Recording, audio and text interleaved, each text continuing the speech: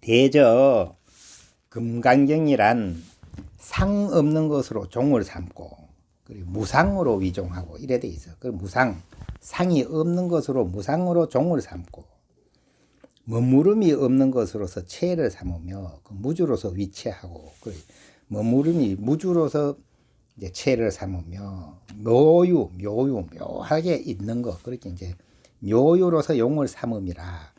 달마 스님이 서쪽에서 오심으로부터 이 경의 뜻을 전하사 사람들로 하여금 이치를 깨닫고 성품을 보게 하시니 그 첫 말씀이 요렇게 나가거든. 그리고 이제 여기서 이제 한번 짚고 넘어갈 대목이 무상으로 위종했다. 이 소리가 뭔 뜻이냐 하면은 이 집을 지으면은 대들보가 있잖아. 대들보가 거기 위에 텐마루요. 그 맨 위에 석가래 다 걸치는 그 가장 용마루를 그게 이제 마루라 그래. 마루. 그래 마루종자를 쓰는 거예요. 그래 우리가 이제 종을 삼았다 이렇게 하는 거는 가장 중심을 삼았다 이 말이지. 예를 들어 텐마루가 반듯하면은 구불구불한 석가래도 올려가도 맹 쓸모가 있는데 텐마루가 삐딱하면은 앞만 반듯한 석가래도 올려놓을 수가 없잖아. 그 집이 완성되려면은 가장 중요한 거는 이제 텐마루지. 그렇게는 이제 그 대들보 종마루 그 종. 그리 금강경에서도 가장 중심되는 말씀이 뭐냐 하면 무상이다 이 말이래. 무상으로 종을 삼았다. 그리고 이제 무주로서 체를 삼았고 묘유로서 용을 삼았다. 이제 이렇게 육조 스님이 이래 풀이 해놓으신 거예요. 우리 요걸 듣고 잘 생각해보면 되는 거 아니에요. 그렇구나 하고 그 특히 무상으로 종을 삼았구나 하는 걸 이제 알아야 되는 거지. 아 금강경이 뭐냐 이렇게 하면 무상 이렇게 해도 되는 거예요. 왜냐면 그게 가장 중요한 단어요. 그런데 이제 딴 소리 하자면은 금강경이 두 가지가 있거든. 금강산매경이 있고 또 금강반야경이 있는데 우리가 읽고 있는 건 금강반야경이요. 근데 금강산매경에는 보면은 그 부처님이 사리자하고 이야기를 했거든. 그거는 보면은 내 생각에는 누가 그거는 설명 안 했지만 내 기억으로 대사를 생각해 보면은 그거는 무생으로 종을 삼아. 무생.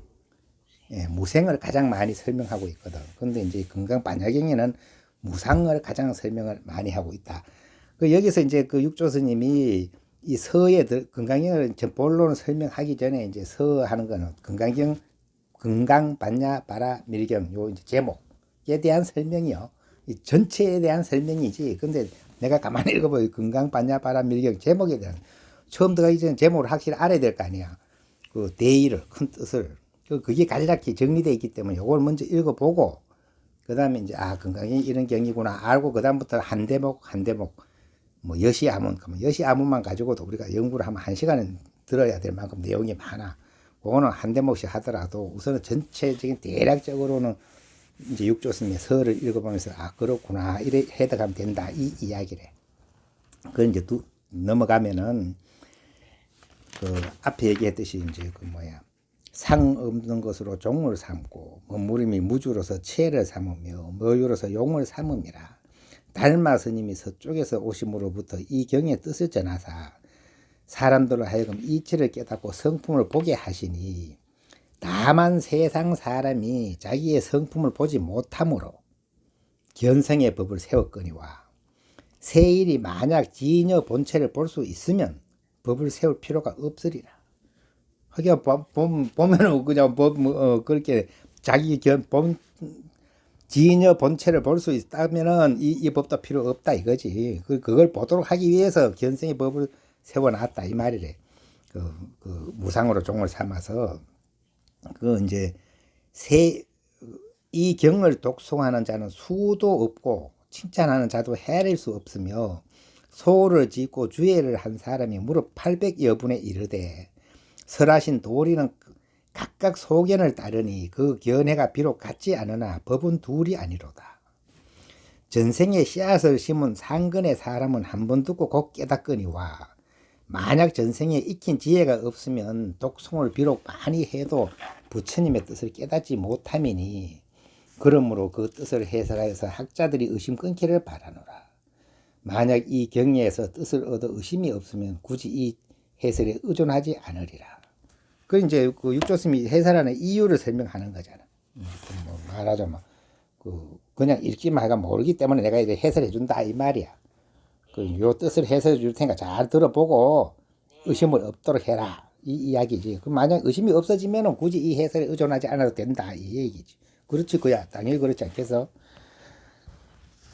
위로부터 열애께서 설하신 선법은 범부에 착하지 못한 마음을 제거하기 위함이니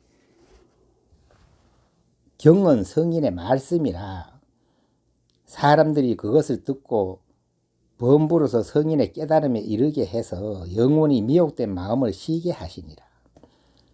이 한 권의 경은 모든 중생들의 성품 중에 본래 있건만 이 경은 우리 모든 중생들의 성품에 본래 있대. 육조스님 말씀으로 하면은 본래 있건만 스스로 보지 못하는 것은 다만 문자만을 읽고 외우기 때문이로다. 문자만 따라가기 때문에 모르라 그렇지 실제로는 이 경의 이치는 우리 속에 본래 들어있다 이 말이요. 만약 본래의 마음을 깨달으면 비로소 이 경이 문자에 있지 않음을 알리라. 다만 능히 자기 성품을 밝게 요달하면 모든 부처님이 이 경으로부터 나오심을 믿으리라. 요즘 세상 사람들이 이해가 돼? 조금 이해가 되지? 요즘 세상 사람들이 몸 밖에서 부처를 찾고 밖을 향해 길을 경을 구함으로 마음 안에서 발견하지 못하고 내면의 경을 갖지 않을까 두려워하신 거로 그게 두렵기 때문에 고로 이 구결을 지어서 모든 학자들이 안으로 마음의 경을 가져서 청정한 불심이 수량을 지나서 가히 생각으로 헤아릴 수 없음을 요연히 스스로 보게 하노라. 그래서 이제 요 글을 짓는다 이 말씀이지. 후세의 학자들은 경을 읽다가 의심이 있거든.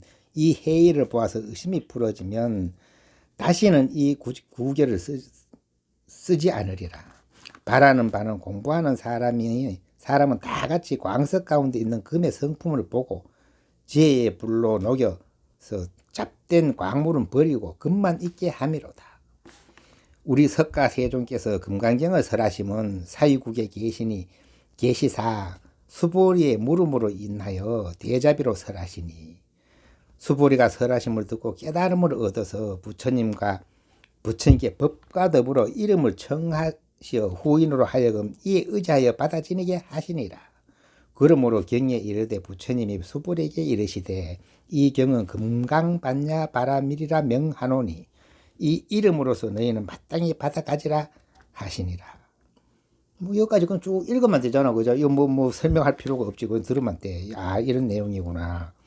열애께서 설하신 금강반야바라미를 법으로서 이름하신 그 뜻은 무엇인가? 그 이제 금강반야바라밀이라 하는 설명을 해 주시는 거예요. 왜 금강이라 했는가? 이 금강이 뭐요?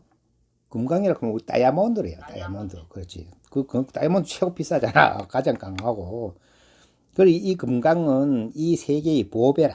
그렇지. 보배지. 최고 큰 보배요. 그 성품은 매우 예리하여 능히 모든 물건을 부수도다. 금강이 비록 지극히 견고하나 이제 고양각이 뭐냐 하면 산에 있는 양의 뿌리 이름이 고양각이요. 그런데 여기 이제 육조스님 말씀해 보면은 그 금강석을 그 다이아몬드가 고양각 그 뿔로 깎으면 깎이나 봐. 그 신기하지? 그 다이아몬드가 뭐 그런 이치가 있겠지. 그래 말씀하셨겠지. 고양각이 능히 부서뜨리니 그 금강은 불성에다 비유하고 고양각은 번뇌에 비유하도다. 금강이 비록 견고하고 강하나 고양각이 능히 부수고 불성이 비록 견고하나 번뇌가 능히 어지럽히고 번뇌가 비록 견고하나 그 반야제가 능히 부수고 고양각이 비록 견고하나 빈철이 능히 파괴하나니 이 이치를 깨달은 자는 요연히 견성하리라. 참 신기하지? 아니 그러니까 신기한 게 아니 그 단단한 금강석이 사냥뿔 그걸로 깎으면 거기 깎인다는 거요. 근데 또 그 사냥뿔은 또 쇠로 깎으면 깎이잖아. 그냥 우리 칼로 막 깎으면 깎인단 말이지. 그래 비유를 어떻게 하느냐 하면은 우리 이제 본성은 본래 견고하지만은 그 번뇌가 있으면 덮일 수 있는 것이다 이 말이요. 그런데 그 번뇌는 이제 고향각에 비유하는 거지. 그런데 번뇌가 비록 불성을 덮어내지만 그것도 지혜의 불이 있으면 녹아 없어진다 이 말이고. 이렇게 비유하는 거지. 그 신기하지. 세상 이치도 좀 이런 게 조금 있어요. 그 좀 뭐 진짜인지 몰라도 어느 경에서 있는지 몰라도 그런 얘기가 있어. 오수부동이라 소리 들어봐서 오수부동. 그게 뭐냐 하면 다섯 오자에다가 짐승이 다섯 마리. 그 짐승 숫자니까 다섯 마리 짐승을 한 울에 넣으면 다섯 마리가 다 이제 부동 안 겁이 나서 안 움직인다는 얘기가 있어. 이건 재미로 얘기하자면 뭔 이야기냐 하면 코끼리, 호랑이, 개, 고양이, 쥐 이 다섯 마리를 한 울타리에 넣어놓으면은 이 다섯 마리가 서로 무서워서 못 움직인대. 신기하지? 진짜 그 같아. 근데 그게 본래 이제 코끼리는 가장 두려워한 게 생쥐래. 생쥐가 콧구멍 속으로 쥐구멍인 줄 알고 들어갔다 하면 숨을 못 쉬잖아요. 예, 그래가지고 쥐구멍만 보이면은 쥐구멍을 밟고 쥐 못 나오게 밟고 있다는 게 코끼리요. 이제 못 나오게 하려고. 근데 이제 호랑이는 코끼리가 무서워서 못 움직이고, 개는 호랑이가 무서워서 못 움직이고, 고양이는 개가 무서워서 못 움직이고, 쥐는 고양이가 무서워서 못 움직인다 이거예요. 그러니까 오수부동이라 그래. 그렇기는 이제 무조건 힘만 세다고 최고 센 게 아니에요. 다 그 약점 있고 그 약점 있고 그래. 그 우리 이제 본성도 참으로 이제 훌륭한 건데도 희한하게 그 지혜가 그 잡념이 있으면 번뇌가 있으면 더 피푼다 이 말이래. 그리고 건강석도 그렇게 단단한 건강석도 고향각으로 깎으면 깎인다는 거지. 이런 이치가 있다는 거예요. 이것도 육조스님 요 말씀하니까 알지 우리가 알 수가 있나? 그 열반경에 이르되 불성을 본 사람은 중생이라 이름하지 않고 그 불성을 우리가 본 사람은 중생이라고 이름을 안 해. 그 불성을 보지 못한 자를 중생이라 하니 열애가 설하신 이제 금강의 비유는 다만 세인들의 성품이 견고하지 못해서 입으로 비록 경을 외우나 밝은 빛이 나지 않음이라. 밖으로 외우고 안으로 행하여야 강명이 가지런히 고르고 안으로 견고하지 않으면 정과 해가 곧 없어지며 입으로 외우고 마음으로 행해야만 정과 해가 균등하리라. 이 이름이 구경이니라. 구경이라 하면 이제 원만 성취했다 이 뜻이래. 그래 이제 또 다시 비유해 주시기를 금이 산중에 있으나 산은 이 보배를 알지 못하고 보배 또한 이 산을 알지 못하니 무슨 까닭인가? 성품이 없기 때문이니라. 사람은 성품이 있어서 그 보배를 캐서 사용하되 이제 그 영검사를 만나서 부수고 뚫어 산을 파헤치고 광석을 꺼내서 녹이고 단련하여 이제 드디어 순금을 얻어서 마음대로 사용하여 가난을 면하게 되느니라. 산에 금이 있지만 산이 뭐 내 안에 금이 있다고 인지 그 하는 거다. 금이 나는 산 속에 있다 소리 하는 것도 아니잖아. 근데 사람은 가가지고 그걸 금으로 딱 캐내가지고 그 녹여가지고 순금만 빼내가지고 부자가 될 수가 있다 이 이야기지. 이거 비유를 해주는 거라. 그리 사대로 된 몸 속의 불성도 그러하여 우리 몸을 이제 산에 비유한 거잖아. 그 몸은 세계에 비유하고 인아는 산에 비유하고 인아 가면 이제 인상 아상 이런 거지. 인아는 산에 비유하고 번뇌는 광석에 비유하며 불성은 금에 비유하고 지혜는 공장에 비유하며 용맹정지는 부수고 뚫는 데 비유하느니라. 몸의 세계 중에 인하의 산이 있고 내 이제 몸속에 인하의 산이 있고 인하의 산 중에 번뇌의 광물이 있으며 번뇌의 광물 중에 불성의 보배가 있고 불성의 보배 중에 지혜의 공장이 있으니 지혜의 공장을 써서 인하의 산을 뚫고 번뇌의 광을 발견해서 깨달음의 불로서 잘 단련하여 자신의 금강 불성이 요연히 밝고 깨끗함을 보리라. 이런 거로 금강으로 비유해서 이름하시니 이런 이유로 이제 금강경이라 했다 이 말이야. 금강이라 했다 이 말이야. 비유하시니 헛되게 알기만 하고 행하지 않으면 이름만 입고 실체가 없으며 뜻을 알고 행을 닦으면 이름과 체가 갖추어지도다. 닦지 않으면 범부요 닦으면 곧 성인의 지혜의 성인의 지혜와 같은 거로 금강이라 하시니라. 이제 이런 이유로 우리가 금강이라 했다. 그 이제 금강경, 금강, 반야, 바라, 밀경 제목을 잘 해석해주고 계시지. 예, 그렇게 그렇게 들리지. 그래 이제 금강, 반야 이제 앞에는 이제 금강에 대해서 접근 설명한 거요. 그 이제 반야가 나온 거예요. 반야는 무엇인가? 금강, 반야, 바라, 밀경. 반야는 무엇인가? 이것은 범어인이 이제 당나라 말 당언어로는 지혜이다. 이거 지혜라 그런 거. 반야는 지혜. 지혜란 어리석은 마음을 일으키지 않음이요. 지혜라 하는 것은 어리석은 마음이 이제 일으키지 않으면 그걸 지혜라 하고, 해란 그 방편이 있음이라.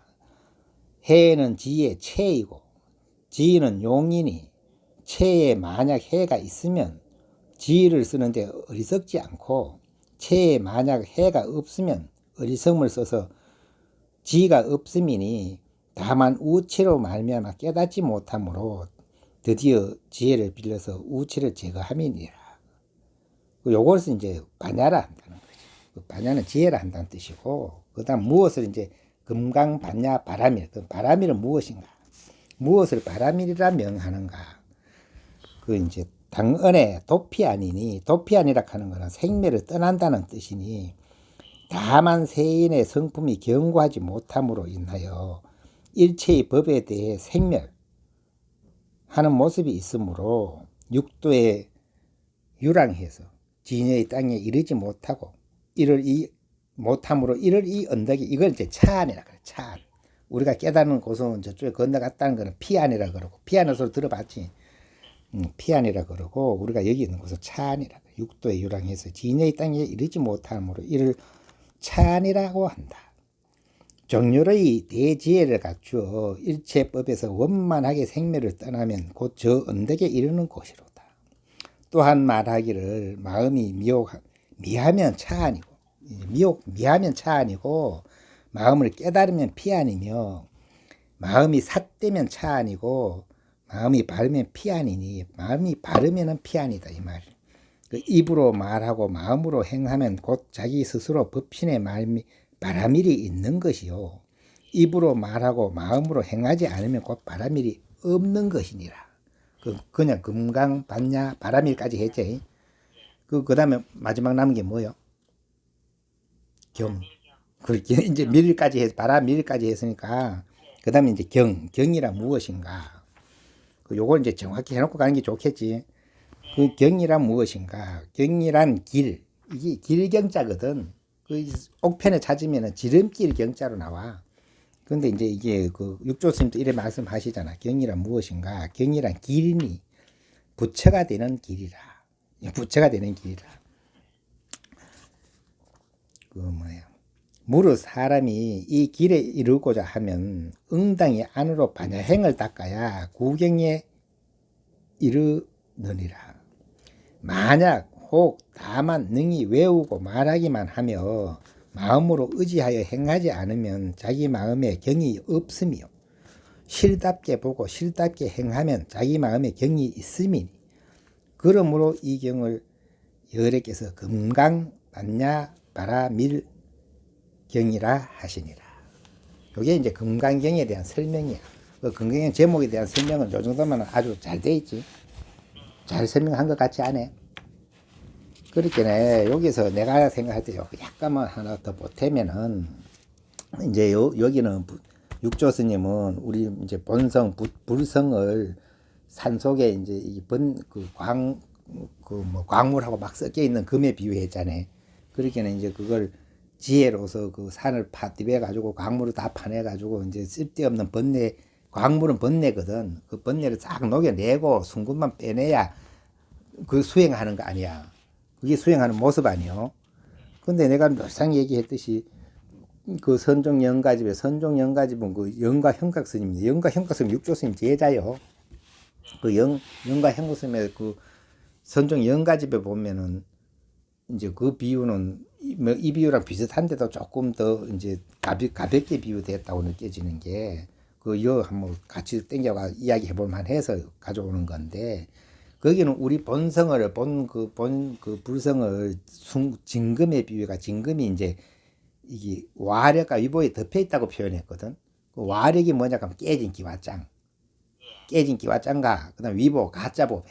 가짜법에 덮여 있다고 표현을 했는데 그걸 깨진 기와장과 가짜법에만 싹 걷어내면은 진보는 드러난다 이거지.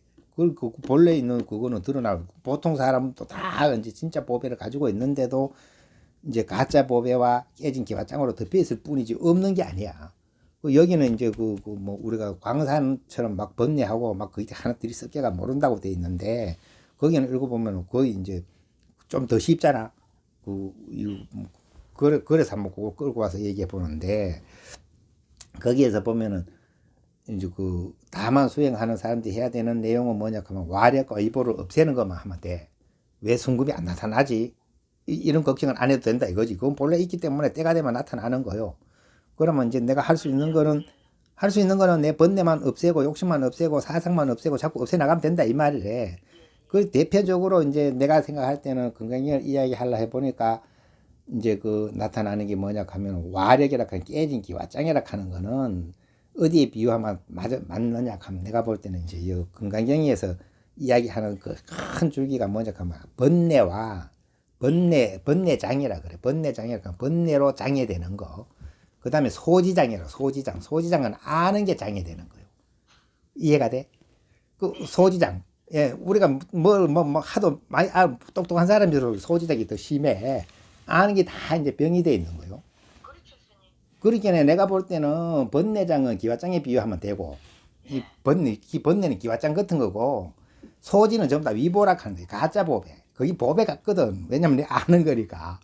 예, 보배 같은데 그게 내 본성을 못 보게 하는 이치가 있다 이 말이야. 그렇게 번뇌장과 소지장으로 구분해가 설명하면 더 쉽지 않겠어?